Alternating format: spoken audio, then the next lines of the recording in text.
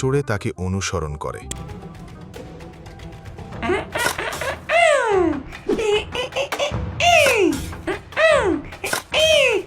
উফ, আর কতক্ষণ লাগবে?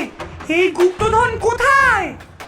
ধৈর্য ধরো, এতদিন মাটির নিচে ছিল, একটু তো সময় লাগবেই।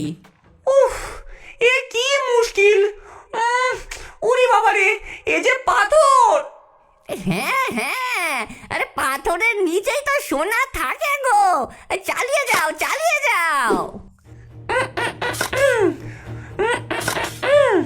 তুই বাদর, তুই তো গাছে বসে খালি হাসছিস, আমাকে সাহায্য করতে পারছিস না?